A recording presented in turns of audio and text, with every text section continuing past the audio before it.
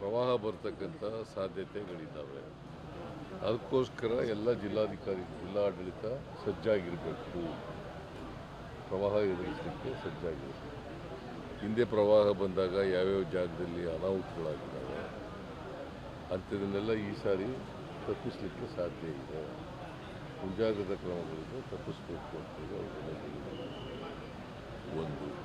ಎರಡನೇದು, ಕುಲುಷಿತ ನೀರನ್ನು ಕುಡಿದು ಜನ ನಮ್ಮಲ್ಲಿ ಎರಡು ಕಡೆ ಕಾಲರ ಬಂದಿದೆ. ಅದರಿಂದ ಕುಲುಷಿತ ನೀರು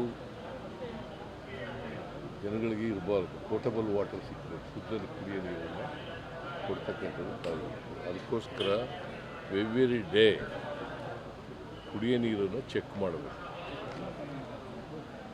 weather it is portable or not portable, ಶುದ್ಧ ನೀರ ಇಲ್ವಾ, ಬ್ಯಾಕ್ಟೀರಿಯಾಗಳಿದ್ದಾವ, ಫ್ಲೋರೈಡ್ ಇದೆಯಾ, ಇದೇನಾದರೂ ಇದೆಯಾ ಅಂತೆಲ್ಲ ನೋಡ್ತಕ್ಕಂಥದ್ದು, ಚೆಕ್ ಮಾಡಬೇಕು ಅಂತೆಲ್ಲ ಸೂಚನೆ ಕೊಟ್ಟಿದ್ದೀವಿ. ಆಮೇಲೆ ಮುಂಗಾರು ಶುರುವಾಗ್ತದೆ. ಈಗ ಪ್ರೀ ಮಾನ್ಸೂನ್ ಈಗ ಮಳೆ ಬರ್ತಾ ಇದೆ. ಆಮೇಲೆ ರೆಗ್ಯುಲರ್ ಮುಂಗಾರು ಶುರುವಾಯ್ತದೆ. ಅದಕ್ಕೆ ಬಿತ್ತನೆ ಶುರುವಾಗುತ್ತೆ ಎಲ್ಲ ಕಡೆ, ಇಡೀ ರಾಜ್ಯದಲ್ಲಿ. ಗೊಬ್ಬರ, ಬೀಜ, ಪೆಸ್ಟಿಸೈಡ್ಸ್ ಯಾವ ತೊಂದರೆ ಇದೇ ರೀತಿ ನೋಡ್ಕೋಬೇಕು. ರೈತರು ಯಾವ ಕಂಪ್ಲೇಂಟ್ ಕೂಡ ರೈತರಿಂದ ಬರಬಾರ್ದು. ಆಮೇಲೆ ಪರಿಹಾರ ಬಂದಿದೆಯಲ್ಲ, ಆ ಪರಿಹಾರ ಜನರಿಗೆ ತಲುಪಿದೆ ಇಲ್ವೋ ಅಂತೇಳಿ ಎನ್ಶೂರ್ ಮಾಡಬೇಕು. ಸರ್, ಮೈಸೂರಿನ ಪ್ರಕರಣದಲ್ಲಿ ಯಾರ್ದು ತಪ್ಪು ಅನ್ನೋದು ನಿಮಗೆ ಮಾಹಿತಿ ಕೊಡಿ.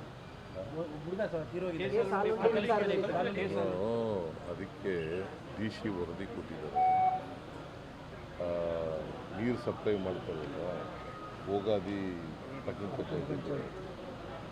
ನೀರು ಸಪ್ಲೈ ಮಾಡ್ತಕ್ಕಂಥವ್ರು ಅವರು ಕುಲುಷಿತ ನೀರನ್ನು ಕೊಟ್ಬಿಟ್ಟಿದ್ದಾರೆ, ಟೆಸ್ಟ್ ಮಾಡೋದಿಲ್ಲ. ಸೊ ಹಾಗಾಗಿ ಕುಲುಷಿತ ನೀರು ಕುಡಿದವರೆಲ್ಲ ಅಸ್ವಸ್ಥರಾಗಿದ್ದಾರೆ, ಒಬ್ಬ ಸತ್ತಿದ್ದಾನೆ. ಮೂಡ ಡೆವಲಪ್ಮೆಂಟ್ ಅಥಾರಿಟಿಗೂ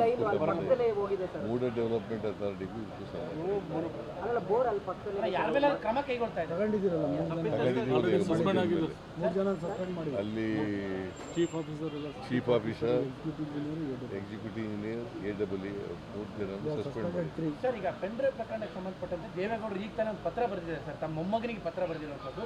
ಇದು ನನ್ನ ಕೊನೆಯ ಎಚ್ಚರಿಕೆ, ನೀನು ಮೊದಲು ದೇಶಕ್ಕೆ ಬಂದು ಈ ಕಾನೂನಿಗೆ ತಲೆಬಾಗುವುದು ಪತ್ರ ಬರೆದಿದ್ದಾರೆ. ನನ್ನ ಪ್ರಕಾರ ಕಳಿಸಿರೋರೇ ಅವರಲ್ವಾ, ಪತ್ರ ಬರೆಯೋದು ಸುಮ್ಮನೆ ಪಬ್ಲಿಕ್ ಕನ್ಸಂಪ್ಷನ್.